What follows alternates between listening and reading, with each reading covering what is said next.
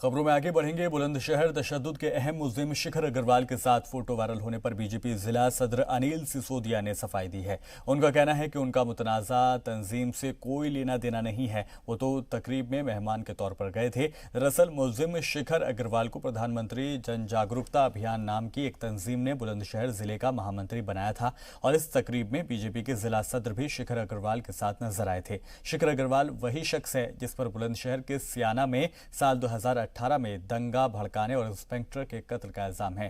हालांकि बवाल बढ़ने पर प्रधानमंत्री जन जागरूकता अभियान तंजीम ने भी 72 घंटे के अंदर ही शिखर अग्रवाल को जिला महामंत्री के ओहदे से हटा दिया।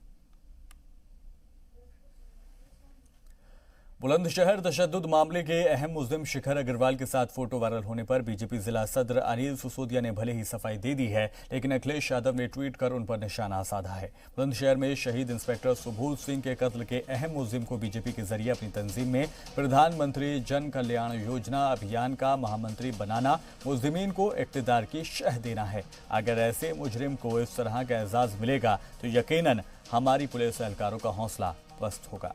अखिलेश यादव, पूर्व साबिक CM of Uttar Pradesh.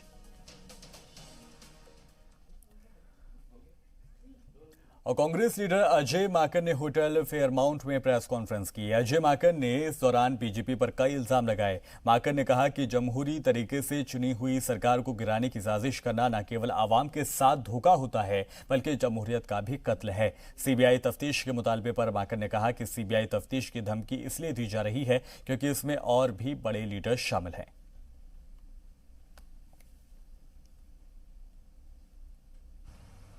Congress party का ये मानना है कि हमारे देश के अंदर जब जनता अपना मत देती है, अपना भरोसा मत में भी जताती है और अपना भरोसा जिनको चुनती है उन पर भी जताती है, और जब बाहर से बाहरी ताकतें अपने धन का उपयोग करके सरकारों को, चुनी हुई सरकारों को, जनता के द्वारा चुनी हुई सरकारों को गिराने का जब काम करती हैं, तो ना केवल जनता के साथ विश्वासघात होता है बल्कि लोकतंत्र की भी हत्या होती है। और आगे आने वाले समय में अगर इसको ऐसे नहीं रोका गया तो लोगों का चुनाव के ऊपर से और लोकतंत्र के ऊपर से पूरा विश्वास ही उठ जाएगा। कि किस प्रकार से 17 तारीख को जब एसओजी की टीम मानेसर के अंदर गई तो हरियाणा पुलिस ने उनको रोक दिया ताकि वहां पर कांग्रेस के और दूसरे विधायक, जो छिपे हुए विधायक थे, उनको वहां से जाने का, भागने का मौका दिया जाए।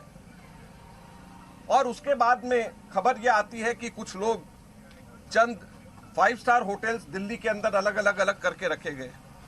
फिर कोई खबर आती है कि वो शायद कर्नाटक चले गए।